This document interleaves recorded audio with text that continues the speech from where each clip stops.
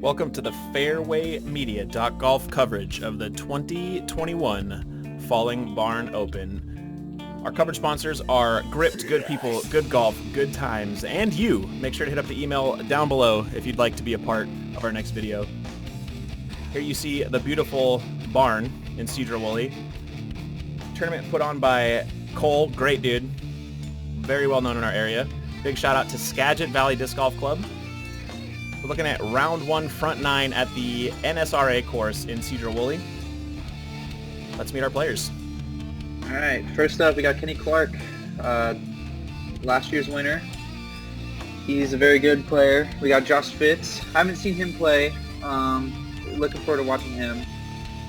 And we got none other than Cory Jones, sponsored by Prodigy. And to wrap up our card, we got Jeremy Marsh, sponsored by PAC-X. I've seen him play a little bit.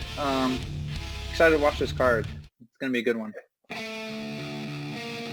we are, hole one. Starting us off, it's par 4, 646 feet.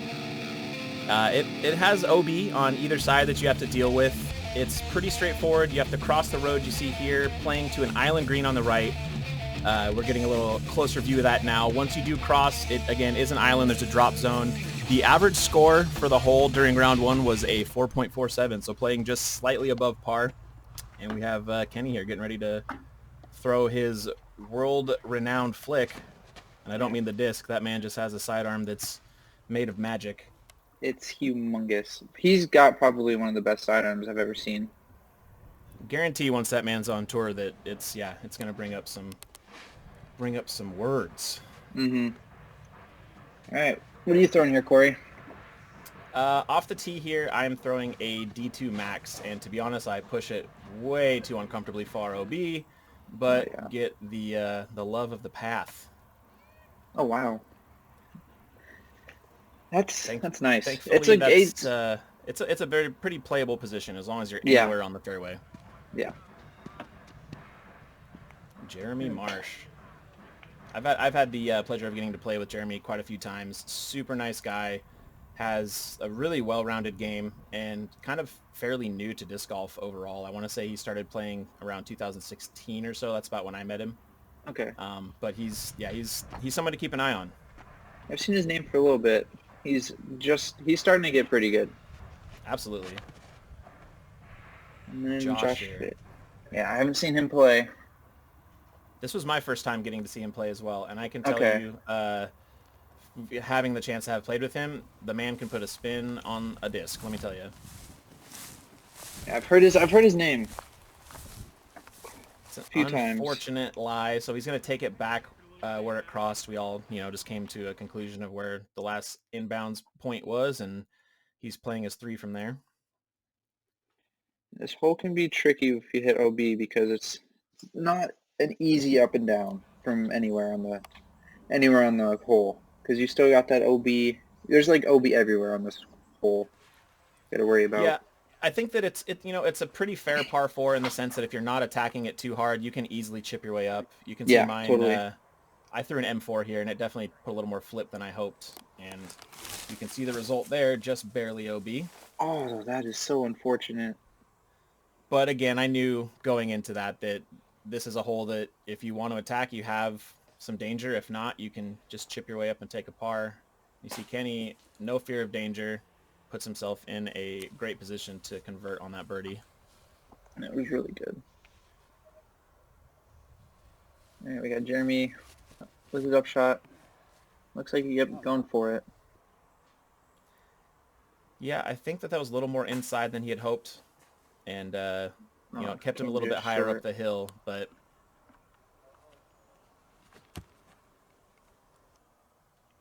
that was a respectable bid. Ooh, and that was like, like a half run. He was in a position where if he made that, he's saving par. If not, there's more trouble to be had. And you see here I am putting for par from the drop zone. I like this drop zone. I like drop zones that are like attackable, but if you miss, it's still punishing. 100%, and that's why you see, like, even though I gave it a run, which was scary, thank goodness for that Skagit Valley wall. Yeah. It's in no way is it a guarantee. If you're running that putt chain high, you have a very high probability of going right past it if you miss. So, gives you something to think about for sure. Oh, Good bid from Jeremy. that was. It always feels good when you have at least hit metal from the drop zone because you know that you're getting in the right direction. Agreed, for sure. And like you said, I mean, it's not a gimme, and it's definitely, if that's really your first putt of the round, like, you're looking at a bit of nerves, but Kenny's doing what he does best, and there it is, birdie number 1 for Kenny. It's a great start, especially on that hole, because that's not many people got that one. No, for sure. Looking at the stats, there was only about an 18% birdie conversion on the hole for the round. And like, it did play nearly a half stroke above par. Yeah. And you can see why. I mean, we had multiple ways of finding a bogey. Myself and Josh did it different ways. Same with Jeremy. But you can see how that average was built for sure. All right, moving on to hole 2. This is par 3, 297 feet. The drone's flying pretty much straight at it. That's going to be your most attackable route. You have different options, but you're seeing the short grass is inbounds, everything else is not. So it plays essentially like a peninsula. It did average slightly below par, though, at a 2.7 average. Looks like Kenny lining up. He goes tomahawk here, which is, oh, wow. Yeah, when you're that accurate with it, why wouldn't you? Oh, wow, yeah, that was really good. But yeah, I think it's a pretty safe play. If you have that play and you're confident with it, you take out any gap that you need to hit because there's just so much room straight up above you. Totally. Yeah, because like you said, the gap is up. Like if you look to the right of where your shoulder was, the gap is just huge. Right, and you can see I'm going a little wider, but I'm trying to throw, like, that's an M Model S, a pretty straight mid-range, and I needed to kind of swing from right to left to get the angle I was going for, because it's a little misleading from the camera angle you see here. You don't necessarily want to throw just straight down that gap. You do kind of want to play a little higher, unless you're maybe throwing something kind of flippy, but it's definitely a nice picturesque hole. It's a nice view of the scenery around. Looks like Jeremy wanted to double-check distance real quick. Jeremy has a background in collegiate tennis, if I'm not mistaken. Oh, wow. So Okay. he definitely has an athletic background and has played sports at a competitive level.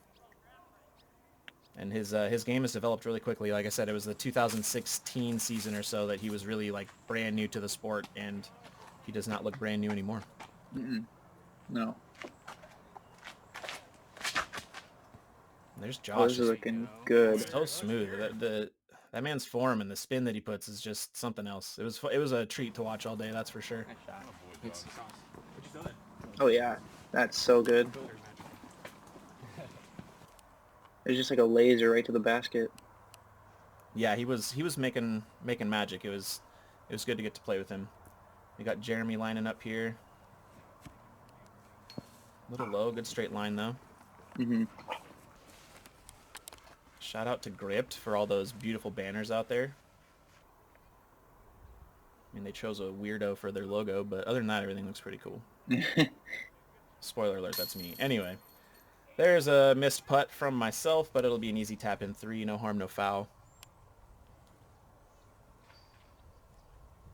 Kenny looking tap his in too. Yep. That's an all day with Kenny. That range. 100%. I mean, there's a reason the man won the event and plays as well as he does.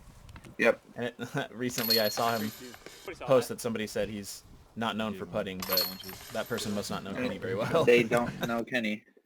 Right on. Here we go. Hole 3, par 4.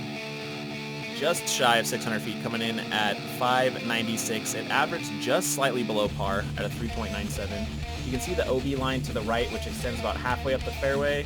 And then the large tree we're passing on our left is a Mando. You have to stay to the right side of that to keep you from going in the barn.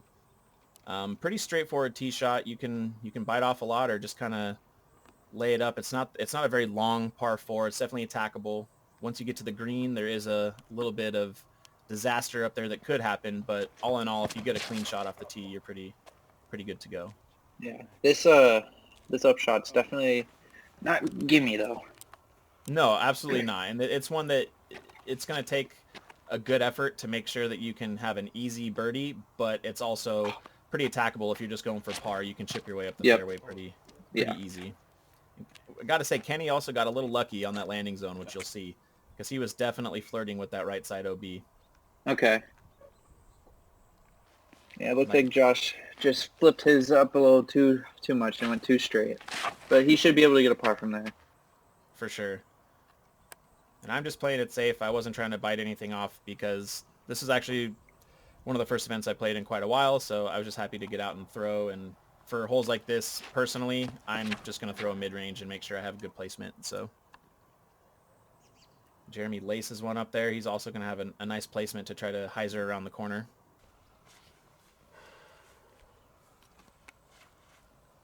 You got a pretty good look to get up and down for your par. Yeah, and that's essentially all I'm going for on most of these holes. You can see I clear the corner pretty well, and I mean I have a chance.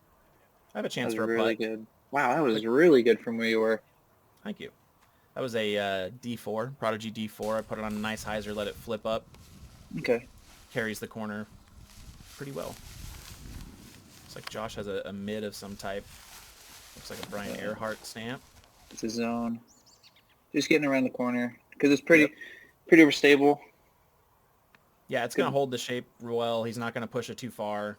Mm-hmm. You can see where Kenny's at. He is literally within a couple feet of where the OB stops. Yeah, that's... Oh, yeah, I forgot it stops.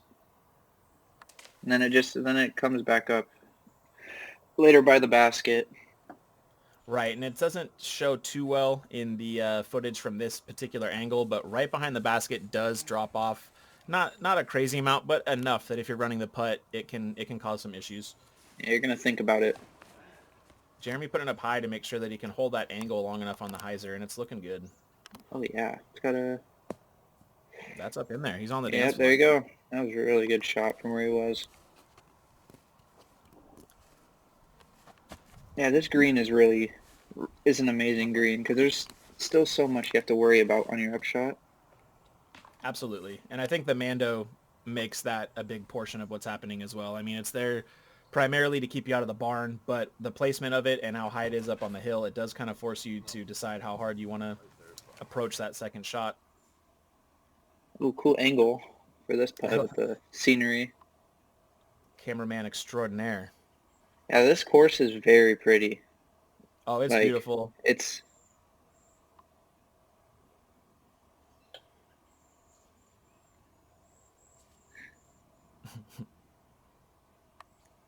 Don't worry, I swear it's less than 30 seconds. And it was super worth the effort. So you can see it's a little bit downhill, but... Yeah.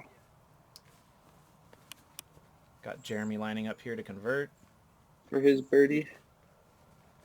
Opts to straddle out, probably the smart play so that you take most of that bush and tree out of play there.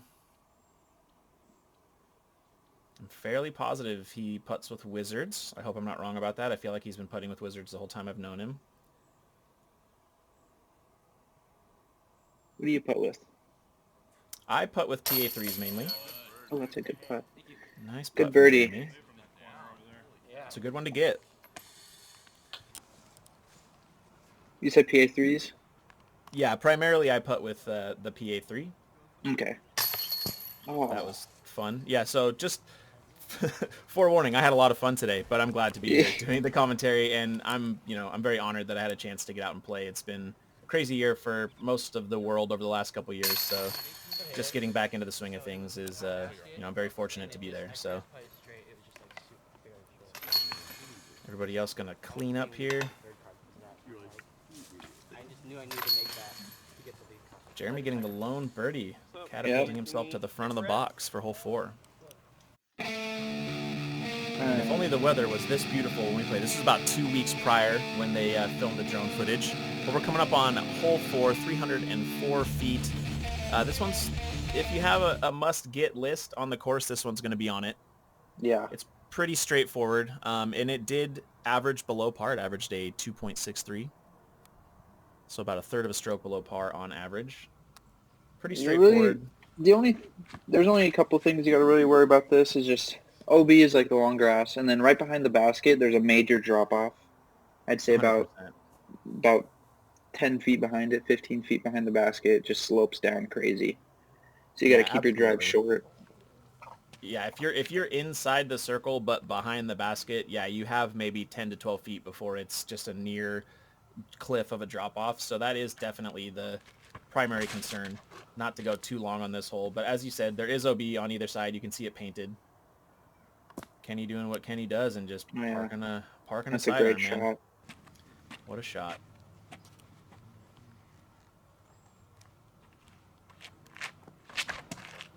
Josh going on that wide hyzer route, which I think as a right-hand, backhand player, that's probably the most thrown route on the hole. Yeah, I'd say I go with the sidearm just because of the up to the basket.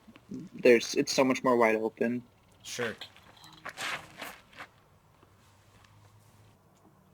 Yeah, it's pretty much you're going to see most players swinging from left to right or right to left. You're not going to see too many players attacking dead straight at it, mainly because of that. You can see how the drop-off's a little more apparent from that angle, but it definitely it's the biggest drop-off on the course. So I'd say I'd say either this or 14 is pretty bad too. Yeah. Or actually, now that I think about it, 17 has a pretty gnarly green. But on this front, this is about the only green you have to worry about that has that kind of drop off. Jeremy just nailing it home.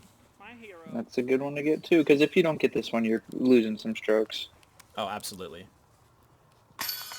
Oh, just not giving it enough effort. Yeah, sometimes you take them for granted, and that can happen. That can definitely happen. One thing I've learned from my dad is respect every putt. Absolutely. That's actually something I also learned from your dad. Yeah.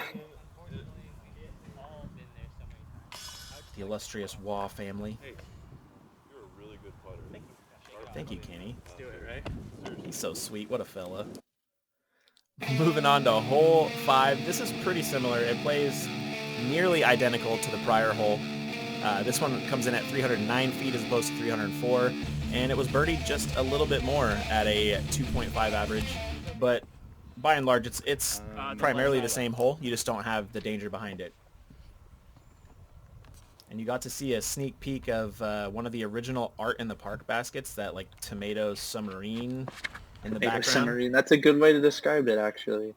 I couldn't think of a better way. But that's actually how the course, when it first got put in, they kind of talked the city into it by having art in the park. So you'll see throughout the coverage, there's a few different art style basket installments. Big shout out to Q from Grit, our coverage sponsor. They're a big reason why this course is what it is. So big shout out to them.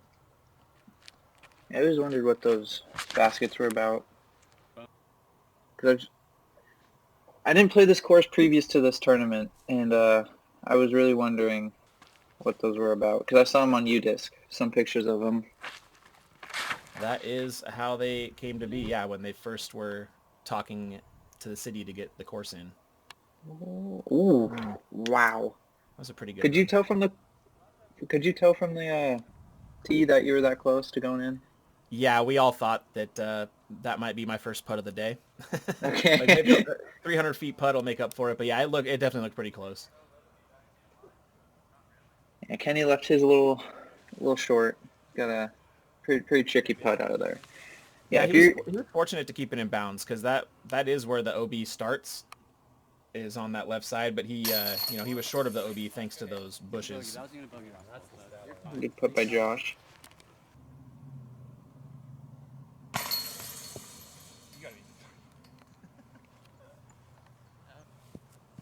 Yeah, this is a tricky green, because if you're anywhere near the bushes, it's going to be a really tricky putt, because just how thick and tall they are. Like you can see, like a bunch of them are taller than you guys.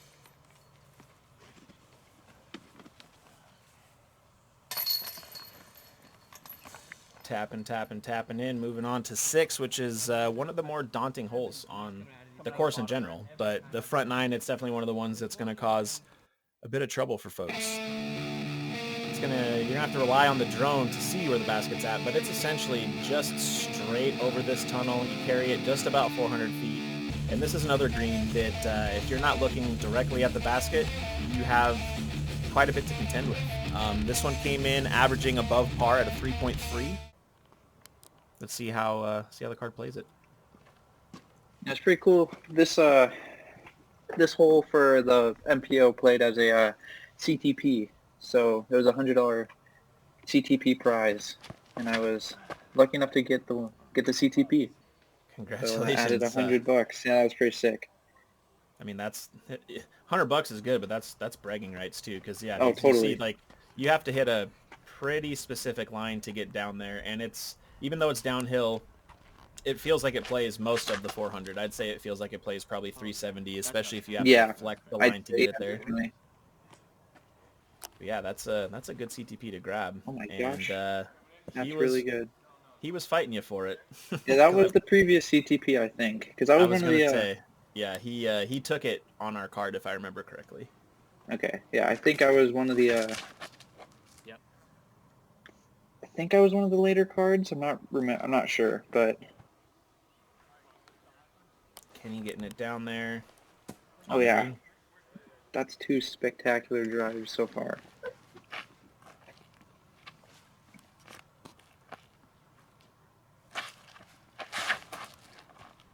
Yeah, Cory. You keep gliding. It's trying. Oh yeah. Oh, still though, that's still great.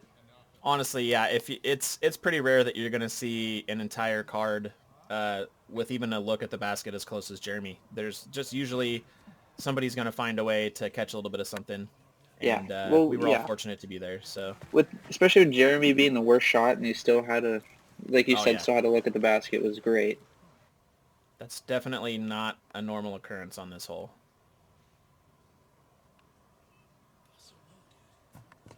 Just leaving it low. Little low. Here's Kenny getting the thumb in the thumb groove and the thumb track. Kenny's like one of the only people I know that putts with banger GTs. And he has forever. I mean, as long as I've been playing, and I don't think I've ever seen him putt with anything else other than, maybe a newer one than the day before. Yeah. But he putts with those things so well, and he has such a dynamic spin putt. I think that putter works really well for him. Yeah. Josh with the rare birdie on this hole. That was a good one. That is a great birdie to get. Getting plenty of strokes on the field. Especially with the averaging over par too. When we had talked about that, I was like, even just as a card, going under par is probably not normal. So even just being 1 under as a card is pretty good. Yes. Now we take our little walk through the trail to hole 7, right up along the little creek there. This is an interesting hole. I think the most straightforward route is what you're seeing, just straight ahead, and then it's going to play up that hill to the right. As a right-handed player, I lean towards a forehand. I think that's probably what most players will do with a forehand. However, I did see quite a few like hyzer spike attempts and stuff. It's kind of hard to see with how dark it is in this footage, but that basket is on a crazy hill. There is almost no landing zone because it is just riddled with all the tree roots. So yeah, as you can see right there. Yeah, this is probably my favorite green on the course because I've never played with it, and I've never played a course with a green like it. It's definitely unique. I think the only drawback to it is how close the next hole's tee pad is, but in a tournament setting, you just give it an extra minute, everything will be fine. Josh bounced back there. As you can see, there is a white OB line lining the entire left side of the fairway, and he did hit OB and kick it right back out. So Josh was fortunate to stay in the fairway. See Jeremy going with that backhand, kind of a lower, straighter line.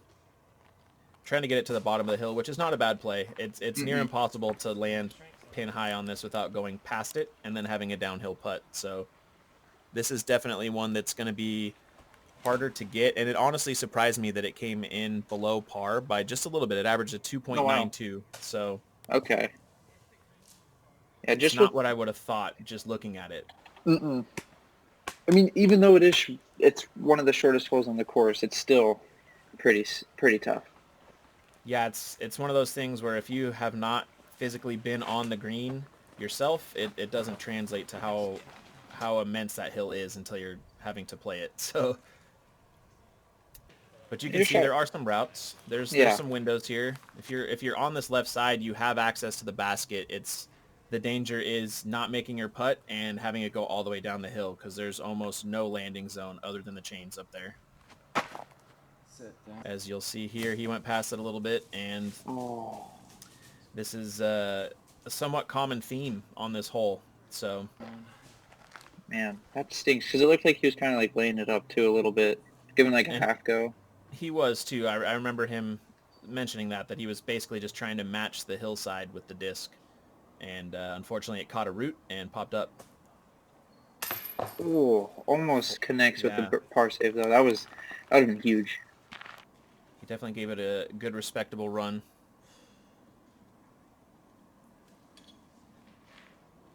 Yeah, and from this angle, I know that if I don't connect, I'm gonna go past it by 30 feet. And I just touched the band. And you get a nasty roll too. Oh my gosh.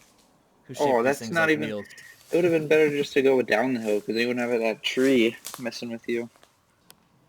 Actually, sure that's exactly what I told myself. Yeah. I mean, I'm not the biggest fan of a straddle putt, but I knew that, you know, it's one of those holes. You know the risk. You have to take it if you want it. So, and at this point in the round, it was like, well, I better do something fun, you know. Smart play. Very smart play. Kenny just short of the CTP there. That wasn't a CTP for our division, but regardless, whatever division you're in, if you got that, that was good. Yeah, that was actually my little brother who got that. Awesome. Salty Saul. Salty Saul. Yeah, that's pretty cool. He told me, because I was at the, because my brother teed off a lot earlier than I did, so I was just chilling out in the hotel room, and he texted me, he goes, dude, I got a CTP. And I was like, dude, heck yeah. And he told me what hole it was, and I was surprised that it stayed up there. That's phenomenal. Shout out to Salty Saul. Kenny with a very fortunate break. It was an unfortunate miss on the putt, but for it to sit down, fantastic. He's going to walk away with just a par. I know that it's a little bit of a sting when you're that close to the basket, you know, but moving on. This is quite the interesting fairway. Hole 8. This is a par 3, 354, averaging a 3.13 for the round. You can see that 90-degree turn that the drone just had to whip real quick. It's pretty hard to achieve off the tee pad. I think most players are going to throw some form of a layup, just trying to make it about halfway up the fairway. Right-handed players probably leaning towards the forehand if they have that. But it's definitely a very interesting shape to this par 3. Definitely. Yeah, it's definitely one of the hardest.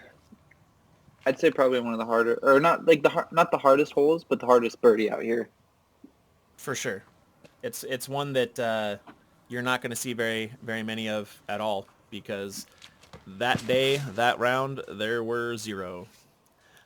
The hole did just barely average over par at just a 3.13, so it was the majority of the field is going to get a par on it. But yeah, this would be one of the more impressive birdies to get on this course for sure.